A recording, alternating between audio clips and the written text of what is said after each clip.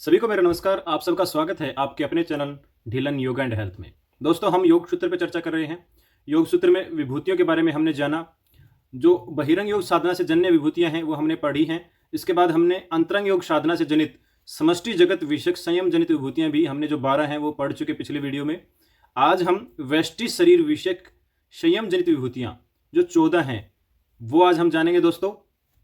तो चलिए, वो जो 14 विभूतियां हैं उनके नाम देख लेते हैं। पहले व्यष्टि शरीर विषयक संयम जनित विभूतियां कौन कौन सी हैं? नाभि चक्र में संयम जन्य विभूति, कंठकूप में संयम जन्य विभूति, क्रुम नाड़ी संयम जन्य विभूति, मूर्ध ज्योति संयम जन्य विभूति, प्रातिभ ज्ञान जन्य विभूति, हृदय में संयम जन्य विभूति, स्वार्थ प्रतीति में संयम जन्य विभूति, स्वार्थ संयम जन्य अन्य विभूतियां, क्रमशीलता एवं चित्त गति ज्ञान विषयक संयम जन्य विभूतियां, उदान प्राण विषयक संयम जन्य विभूति, समान प्राण विषयक संयम जन्य विभूति, श्रोताकाश संबंध में संयम जन्य विभूति, काय आकाश संबंध में संयम जन्य विभूति, और जो अंतिम है वो है महाविदेहा वर्ती संयम जन्य विभूति। दोस्तों, ये 14 विभूतियां हैं जो व्यष्टि शरीर विषयक संयम जन्य विभूति के अंतर्गत आती हैं।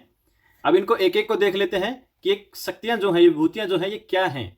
चलिए पहले से स्टार्ट करते हैं। नाभि चक्र में संयम जन्य विभूति। जब हम नाभि चक्र में संयम रखते हैं तो कौन सी विभूति मिलती है हमें? नाभि चक्र में संयम रखने से शरीर के व्यू का ज्ञान होता है, यानी कि शरीर के अंदर जो धातु रस और जो नाड़ियां हैं उनका ज्ञान होता है दोस्तों। फिर आता है कंठकूप में संयम जन्य विभूति, यानी कंठकूप में अगर हम संयम रखते हैं तो कौन सी विभूति यानी कौन सी शक्ति हमें मिलती है? कंठकूप में संयम रखने से भूख प्यास की निवृत्ति हो जाती है, अर्थात भूख प्यास योगी को नहीं लगती। उसके बाद चलते हैं क्रुम नाड़ी संयम जन्य विभूति, यानी क्रुम नाड़ी में अगर हम संयम रखते हैं तो कौन सी शक्ति या कौन सी विभूति हमें मिलती है? तो क्रुम नाड़ी में संयम रखने से चित्त और शरीर की शिथिलता हमें प्राप्त होती है दोस्तों। मृत ज्योति संयम जन्य विभूति, सिर के अंदर जो कपाल होता है हमारा, ऊपर देखिए जो कपाल है यहाँ पे एक छिद्र होता है। अगर आप छोटे नवजात शिशु को यहाँ से टच करके देखोगे तो वो छिद्र आप बिल्कुल महसूस कर सकते हो। यहाँ पे हड्डी नहीं होती, वो आपको हिलता हुआ महसूस हो जाएगा। तो जो कपाल होता है, जो छिद्र होता है, वहां पर संयम करने से योगी पृथ्वी आकाश और जो स्वर्ग लोक है उसके मध्य में जो विचरण करने वाले, यानी कि जो घूमने वाले जो योगी सिद्ध होते हैं, पुरुष होते हैं, उनके दर्शन हो जाते हैं दोस्तों। उसके बाद प्रातिभ ज्ञान जन्य विभूति, प्रातिभ ज्ञान से योगी सर्वज्ञाता हो जाता है दोस्तों। हृदय में संयम जन्य विभूति, यानी कि हृदय में अगर हम संयम रखते हैं तो कौन सी शक्ति विभूति हमें मिलती है? हृदय में संयम करने से चित्त के स्वरूप का ज्ञान होता है दोस्तों। स्वार्थ प्रतीति में संयम जन्य विभूति, स्वार्थ प्रतीति मतलब पुरुष तत्व, पुरुष और जो प्रकृति है इसके बारे में हम आगे पढ़ेंगे। अभी मैं पुरुष के बारे में चर्चा नहीं करूंगा। तो पुरुष तत्व में संयम करने से पुरुष का ज्ञान होता है दोस्तों। अब स्वार्थ संयम जन्य अन्य विभूतियां, यानी कि स्वार्थ पुरुष प्रत्यय जो है उसके ऊपर हमने संयम किया तो एक विभूति तो हमें मिली पुरुष ज्ञान की। उसके अलावा अन्य विभूतियां जो मिलती हैं वो 6 हैं। वो देख लीजिए कौन कौन सी हैं। पुरुष प्रत्यय में संयम करने से अन्य 6 विभूतियां प्राप्त होती हैं। पहली है प्रातिभ। प्रातिभ में क्या है? भूत भविष्य और वर्तमान में छिपी हुई वस्तुएं और दूर देश में स्थित वस्तुओं का ज्ञान हमें हो जाता है। श्रावण, श्रावण इसमें योगी दिव्य और दूर की सूक्ष्म शब्दों को भी सुन सकता है। वेदन, वेदन में क्या होता है कि योगी जो है वो दिव्य स्पर्श का अनुभव कर सकता है। आदर्श, आदर्श इससे योगी में दिव्य रूप के दर्शन करने की शक्ति आ जाती है दोस्तों। आस्वाद, आस्वाद इससे योगी में दिव्य रस को अनुभव करने की शक्ति आ जाती है। वार्ता, इससे योगी में दिव्य गंध को अनुभव करने की शक्ति आ जाती है। यानी कि ये स्वार्थ में संयम करने से, यानी कि पुरुष प्रत्यय में संयम करने से मिलने वाली अन्य विभूतियां हैं, अन्य शक्तियां हैं। एक तो मैंने 7वें नंबर पे बता दी, यानी कि पुरुष तत्व का ज्ञान हो जाता है। इसके अलावा ये अन्य विभूतियां इसमें बताई गई हैं। उसके बाद चलते हैं कर्म शिथिलता एवं चित्त गति ज्ञान विषयक संयम जन्य विभूति, यानी कि अपने जो कर्म है उनकी शिथिलता और अपने चित्त का अगर ज्ञान हो जाता है तब योगी अपने चित्त को निकाल कर दूसरे के शरीर में प्रविष्ट करवा सकता है।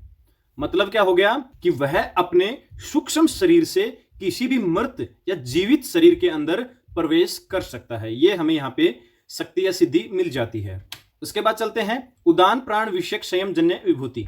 उदान प्राण यानी कि उदान वायु के ऊपर अगर हम संयम करते हैं या और उस पर विजय पा लेते हैं तब क्या होता है कि जो हमारा शरीर है वो रुई की तरह हल्का हो जाता है। यानी कि जो योगी है उसका शरीर रुई की तरह हल्का हो जाता है, जिससे वो शरीर को ऊपर उठाए रख सकता है।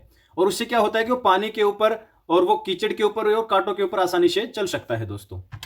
उसके बाद आते हैं समान प्राण विषयक संयम जन्य विभूति।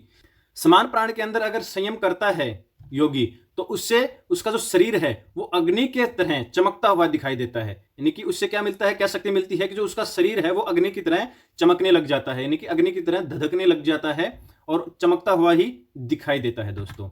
उसके बाद आता है श्रोताकाश संबंध में संयम जन्य विभूति। स्रोत मतलब कान को लिया गया यहाँ से, और आकाश यहाँ पे आपको पता ही है, आकाश के बारे में बताने की जरूरत नहीं है, यानी कि जो आवाजें हैं वो आकाश में ही इधर उधर घूम रही होती हैं। तो यहाँ पे स्रोत और आकाश यानी कि आवाज जहां घूम रही है वो चीज, और आवाज को ग्रहण करने वाली चीज जो हमारे स्रोत यानी कि कान है, उनके अंदर जो संबंध है उसके ऊपर संयम करने से योगी दिव्य और सूक्ष्म शब्दों को भी सुन सकता है दोस्तों।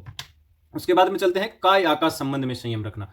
काय होती है हमारी काया यानी कि देह, शरीर और आकाश के बीच में जो संबंध है उसके ऊपर अगर संयम रखा जाता है तो उससे हमें क्या शक्ति मिलती है, काया और शरीर के संबंध में संयम करने से योगी आकाश में गमन कर सकता है। अर्थात मतलब क्या है कि आकाश में चल सकता है और आकाश में उड़ सकता है।